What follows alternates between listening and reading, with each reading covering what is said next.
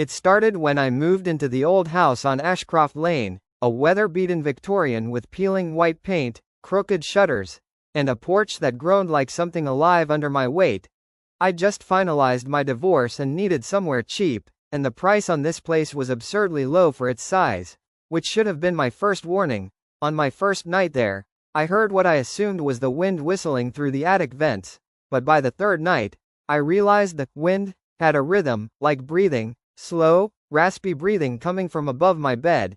And when I climbed up to investigate, flashlight in hand, I found the attic empty except for a rotten rocking chair that swayed ever so slightly when I aimed my light at it, even though the window was nailed shut. Strange things started happening. My phone would ring at exactly 3:17 a.m. with no caller ID and no sound on the other end, just heavy breathing, and once, I answered it and whispered, "Who is this?" only to hear my own voice respond, "You shouldn't be here," followed by a click. And that night I woke up with deep scratches across my chest that bled through my shirt, though my bedroom door was still locked from the inside. I tried talking to a neighbor, a hunched old woman who tended her garden like it was sacred ground, and when I mentioned the house, her face went pale and she muttered, "It wants someone new," before walking back inside without another word. Over the weeks, I noticed the walls seemed to breathe, expanding and contracting slightly, especially at night. And the mirrors in the house began reflecting things that weren't in the room, like a tall, faceless figure standing behind me or my reflection smiling even when I wasn't. And sometimes the lights would flicker in patterns that almost seemed like Morse code, until I translated them and got the message. "Let me out," over and over again.